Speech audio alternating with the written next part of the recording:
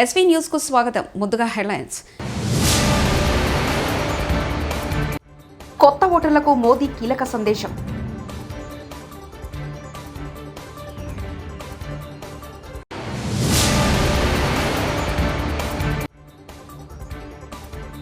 ఎన్నికల వేళ హింసతో అట్టుడుతున్న బెంగాల్, కుచ్ బిహారీతో రాళ్ల దాడి.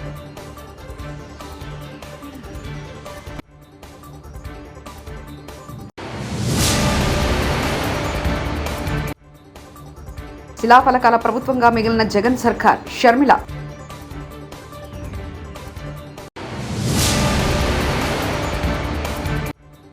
చంద్రబాబు తరఫున నామినేషన్, నారా భువనేశ్వరి ప్రత్యేక పూజలు.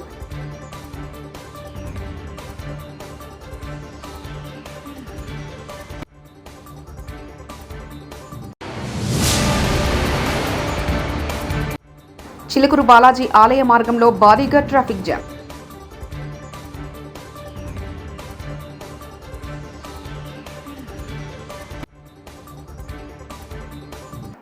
2024 లోక్సభ ఎన్నికల తొలి విడత పోలింగ్ శుక్రవారం ఉదయం ప్రారంభమైంది. తొలి విడతలో 21 రాష్ట్రాలు, కేంద్రపాలిత ప్రాంతాల్లో సార్వత్రిక ఎన్నికలు జరగనున్నాయి.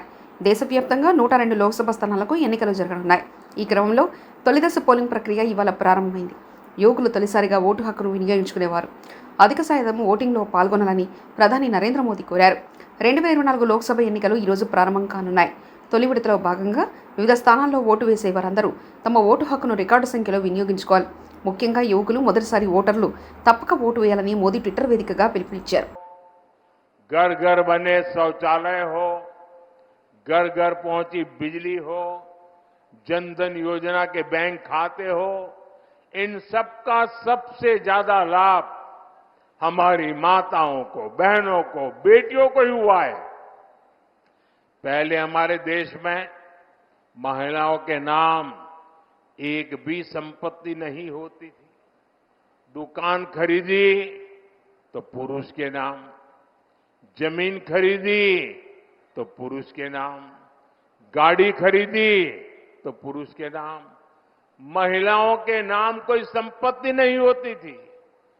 पहले पति के नाम होती थी और बाद में बेटे के नाम होती थी, महिला के नाम कुछ नहीं होता था। मोदी ने तय किया कि पीएम आवास योजना की वजह से अब करोड़ों बहनों के नाम पहली बार कोई प्रॉपर्टी दर्ज हुई है। माताओं बहनों के नाम संपत्ति आई है। पिछले 10 साल में 10 करोड़ बहनें सहायता समूहों से, वनधन केंद्रों से जुड़ी हैं। अभी तक 1 करोड़ बहनें ऐसी हैं जिनकी वार्षिक आय 1 लाख से अधिक हो चुकी है। अब मोदी ने 3 करोड़ बहनों को लखपति दीदी बनाने की गारंटी दी है। भाइयों और बहनों, मोदी ये सब कुछ आपके लिए कर रहा है। आप ही मेरे परिवारजन है। मेरा भारत ही मेरा परिवार है और इसलिए जो कुछ भी कर रहा हूं आपके लिए कर रहा हूं। लेकिन परिवारवादी और भ्रष्टाचारी नेताओं को मोदी की गारंटी बेचैन कर रही है। वो कहते हैं कि तीसरी बार भाजपा सरकार बनी तो देश में आग लग जाएगी। इंडी गठबंधन के लोग मोदी को आए दिन धमकियां दे रहे हैं, लेकिन मोदी इन धमकियों से न पहले डरा है और न कभी डर सकता है. పశ్చిమ బెంగాల్లో మొదటి విడత లోక్సభ ఎన్నికలు జరుగుతున్న తరుణంలో ఉద్రిక్త పరిస్థితులు నెలకొన్నాయి. పలు చోట్ల జరుగుతున్న హింసాత్మక ఘటనలతో బెంగాల్ రణరంగాన్ని తలపిస్తుంది. బిహార్ జిల్లా దిన్హాటా ప్రాంతంలో ఎన్నికల వేళ బీజేపీ కార్యకర్త ఇంటి వద్ద బాంబు లభ్యమైంది. దీంతో గ్రామస్తుల్లో ఘర్షణ జరిగింది. ఈ గొడవలో బీజేపీ కార్యకర్తకు తలకు గాయమైంది. మమతా నేతృత్వంలోని అధికార టీఎంసీనే ఈ దాడికి పాల్పడిందని బీజేపీ నేతలు ఆరోపిస్తున్నారు. ఎన్నికల సమయంలో బెంగాల్లో హింస జరగవచ్చని బీజేపీ ముందు నుంచే అనుమానాలు వ్యక్తం చేయడం గమనార్హం. ప్రత్యేక హోదాను జగన్ విస్మరించారని కడప ఎంపీ కాంగ్రెస్ అభ్యర్థి వైఎస్ షర్మిల ఆగ్రహం వ్యక్తం చేశారు. రాజధాని లేని రాష్ట్రంగా ఏపీని మార్చారని మండిపడ్డారు. ఎన్నికల ప్రచారంలో భాగంగా కర్నూలు జిల్లా ఆలూరులో న్యాయయాత్ర చేపట్టారు. వేదవతి ప్రాజెక్టు ఎందుకు పూర్తి చేయలేదని ప్రశ్నించారు. ఇప్పుడేమో ఇక్కడ పనికిరాడని పక్కన ఎక్కడో గుంతకల్లో వేశారట కదా. అంటే ఒక చోట చెత్త తీసి ఇంకో చోట వేయడం అనమాట. ఆ క్యాండిడేట్ మంచోడైతే మళ్ళీ ఓట్లు పడేటట్టయితే ఇక్కడే నిలబెట్టవచ్చు కదా, మళ్ళీ పక్కన ఎందుకు పంపించాలి? ఇక్కడ ఫెయిల్ అయ్యాడనే కదా ఇంకో చోటికి పంపిస్తున్నారు. జగన్మోహన్ రెడ్డి గారి వల్ల చేతనైందా ప్రత్యేక హోదా తేవడం? జగన్మోహన్ రెడ్డి గారి వల్ల చేతనైందా ఒక రాజధాని కట్టడం? పక్కన బెంగళూరు చూస్తున్నాం, హైదరాబాద్ చూస్తున్నాం, చెన్నై చూస్తున్నాం. మనకేముందన్నా? ఏముంది? చిప్ప. ఏం చెప్పారు జగన్మోహన్ రెడ్డి గారు? ఇలాగే 5 సంవత్సరాల కింద ఈ ఊర్లోనే మీటింగ్ పెట్టి ఎన్ని మాటలు చెప్పారు? వేదావతి ప్రాజెక్టు పూర్తి చేస్తామని చెప్పలేదా? 80,000 ఎకరాలకు నీళ్లు ఇస్తామని చెప్పలేదా జగన్మోహన్ రెడ్డి గారు? మరి 5 సంవత్సరాలు అయింది జగన్మోహన్ రెడ్డి గారు ముఖ్యమంత్రి అయ్యి. ఎందుకు అవ్వలేదన్నా వేదావతి ప్రాజెక్టు? ఇక్కడ దారిలో వస్తుంటే చూసాం, ఒక శిలా పథకం ఏమో రాజశేఖర రెడ్డి గారు వేశారు, దాని పక్కనే 2 అడుగులు పక్కన జగన్మోహన్ రెడ్డి గారు శిలా పథకం వేశారు. పోనీ ప్రాజెక్ట్ ఏదైనా మొదలైందంటే ఇంకా ప్రాజెక్టే మొదలు కాలేదట. శిలా పథకాల ప్రభుత్వంలో మిగిలిపోయింది జగన్మోహన్ రెడ్డి గారి ప్రభుత్వం. పోనీ టమోటా కోసం జగన్మోహన్ రెడ్డి గారు ఏం చెప్పారు? ప్రాసెసింగ్ యూనిట్ పెడతామని చెప్పలేదా? కోల్డ్ స్టోరేజ్ పెడతామని చెప్పలేదా? వచ్చిందా అన్న? ప్రాసెసింగ్ యూనిట్ వచ్చిందా? కోల్డ్ స్టోరేజ్ వచ్చిందా? 5 సంవత్సరాలు అయింది. ఇంకా రాకపోతే ఇంకా ఎప్పుడు వస్తుంది? మళ్ళీ ఓట్లేస్తే వస్తుందా? ఇట్లాంటి వాళ్ళకి ఓట్లు వేసినా ఒకటే, డ్రైనేజ్ లో ఓటు వేసేసినా ఒకటే, వేస్ట్ చేసుకున్నా ఒకటే. ఇలాంటి చెత్త వాళ్ళకు వేస్తే ఇక్కడ చెత్త సరిపోలేదని ఈ చెత్తను తీసుకెళ్లి గుంతకల్లో వేశారట.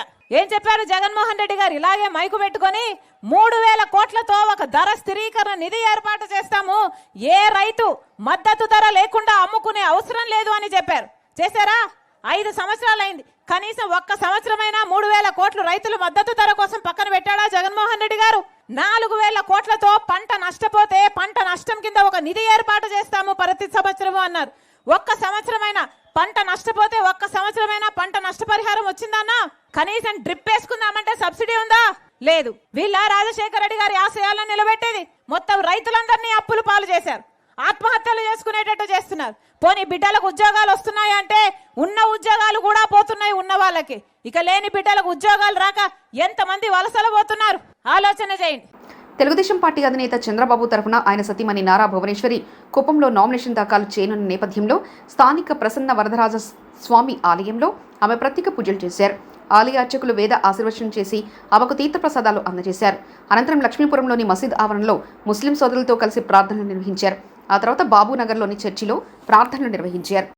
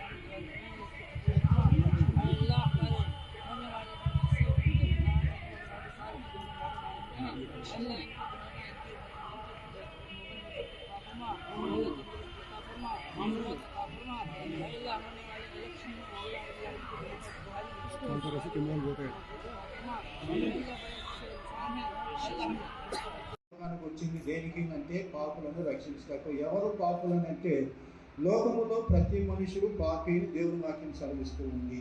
అంటే మనం లోకంలో పుట్టిందే పాపంలో పుడుతూ ఉంటున్నాము, తర్వాత ఈ లోకం తప్పు చేస్తూ ఉంటున్నాం కదా. కాబట్టి వీటన్నిటికీ పరిష్కారం ఎట్లా, ఎవరు ప్రాయశ్చిత్తం కలిగి చేస్తారు, లేదు మనం పాపంలోనే చనిపోతే ఏమవుతాము అని దేవుని వాక్యంలో చూస్తే పాపం వల్ల వచ్చే జీతము మరణము అని ఉంది. మరణించిన తర్వాత ఎక్కడికి పోతారంటే పాపంలోనే మనం మరణించినామంటే నరకానికి వెళ్ళాలి. నరకంలో ఏముంటుందంటే అగ్ని ఆరదు, పురుగు చావదు. అక్కడ నుంచి తప్పించడానికే యేసుక్రీస్తు ప్రభువారు ఈ లోక హైదరాబాద్ శివార్లో చిలుకూరు బాలాజీ ఆలయం వైపు వెళ్లే మార్గంలో భారీగా ట్రాఫిక్ జామ్ అయింది. గరుడ ప్రసాద వితరణపై విస్తృత ప్రచార నేపథ్యంలో భారీగా భక్తులు పోటెత్తారు. దీంతో సుమారు 30 కిలోమీటర్ల మేర వాహనాలు నిలిచిపోయాయి. మసాప్టాక్ నుంచి Mehdipatnam, Nanal Nagar, Langar Houz, Sun City, Appa junction మీదుగా చిలుకూరు ఆలయం వరకు ట్రాఫిక్ స్తంభించింది. గచ్చిబౌలిలోని ఔటర్ రింగ్ రోడ్ సర్వీస్ కూడా వాహనాలతో నిండిపోయింది. దాదాపు 1,00,000 మంది వరకు వాహనాల్లో వెళ్లినట్లు అంచనా. దీంతో కార్యాలయకు వెళ్లే ఉద్యోగులు, స్కూల్ కాలేజీలకు వెళ్లే విద్యార్థులు తీవ్ర ఇబ్బందులు పడుతున్నారు.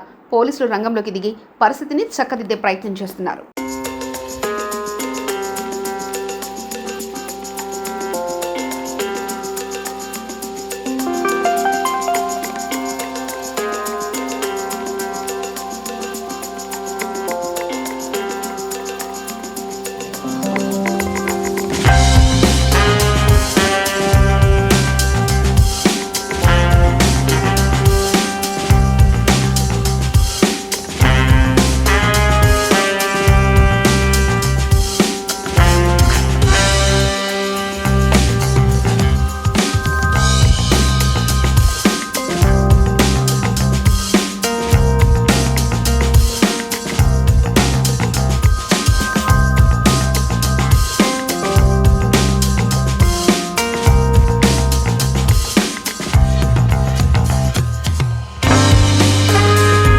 ప్రచార కార్యక్రమంలో భాగంగా మాజీ మంత్రి జగదీష్ రెడ్డి కామెంట్స్.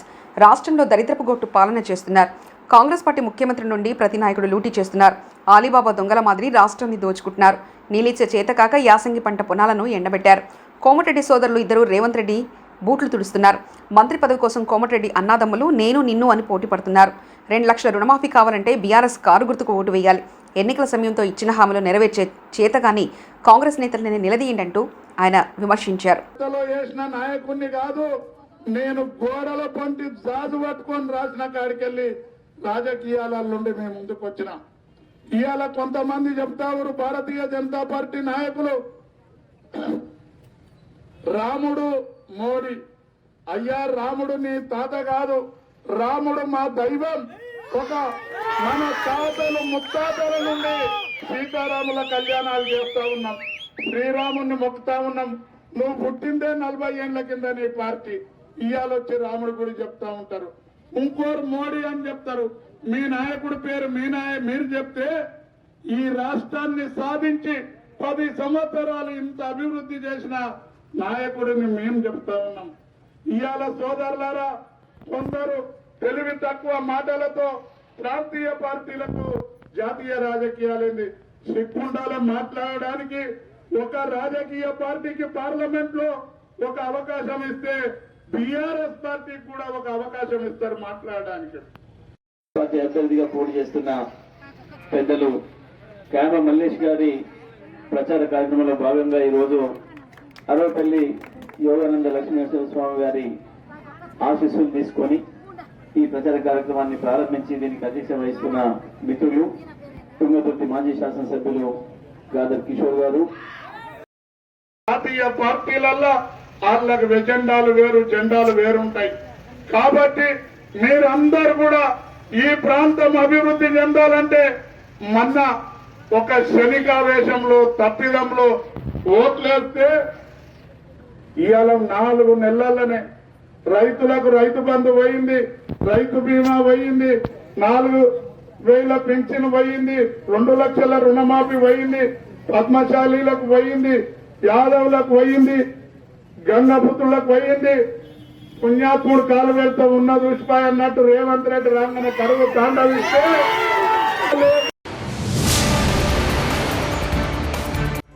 కొత్త ఓటర్లకు మోదీ కీలక సందేశం.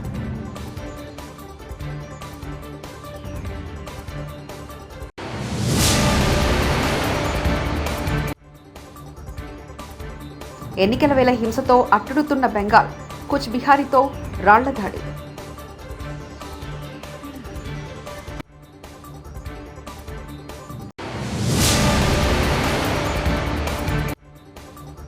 శిలాఫలకాల ప్రభుత్వంగా మిగిలిన జగన్ సర్కార్. షర్మిల.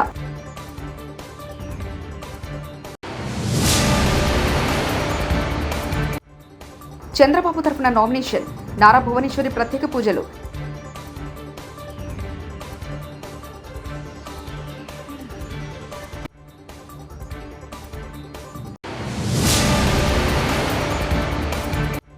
చిలుకూరు బాలాజీ ఆలయ మార్గంలో భారీగా ట్రాఫిక్ జామ్.